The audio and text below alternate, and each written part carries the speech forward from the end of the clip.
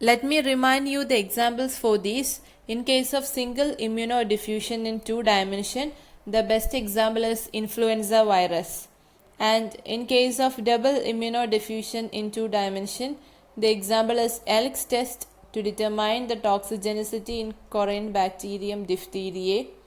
And in case of immunoelectrophoresis, it is usually used to detect normal and abnormal proteins like myeloma proteins.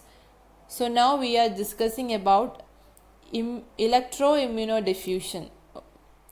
We have already discussed about immunoelectrophoresis, and now we will be dealing with electroimmunodiffusion.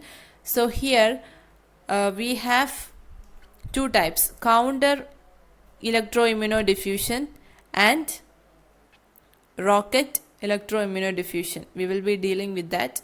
So first of all, counter electroimmunodiffusion. Here actually you are taking an agar plate and you are punching 2 holes. In one you are adding the antigen, in another you are adding the antibody. So definitely what happens? Antigen antibody interaction. They will move towards each other. There will be a precipitation band. That is what going to happen. But this takes a long time. So to hasten this process, we will apply electricity. So that is counter electroimmunodiffusion. Immunodiffusion is strengthened by electricity. Okay, so this is actually both antigen and antibody is moving. That means it is double electroimmunodiffusion, and it's not just in a straight line, it happens in a plane. That means it is in 2 dimension. Here you can see rocket immunoelectrophoresis. So here there is agar plate. It is incorporated, antibody is incorporated with the agar.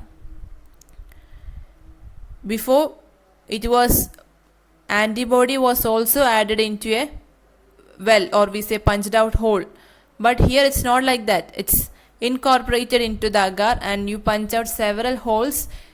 You're adding only antigen in that. Okay, according to increasing concentration you are adding the antigen. Then what happens? The antigen, they will move and there will be precipitation band. Definitely there will be antigen antibody interaction.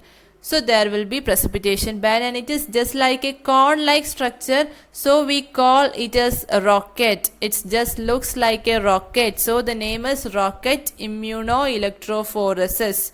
Okay, and here you have the length of the rocket depends upon the concentration of the antigen. If the antigen concentration is increased, the length will be also increased. Okay, so this band will be formed where you have the zone of equivalence, where you have the optimum concentration of both antigen antibody. So antigen is moving, and where you have the optimum concentration, there you will get this cone like structure, this line, the precipitation line. So here you note that only the antigen is moving. That means it is single electroimmunodiffusion where you have occurs in a 2 dimension, in a plane. That is rocket immunoelectrophoresis.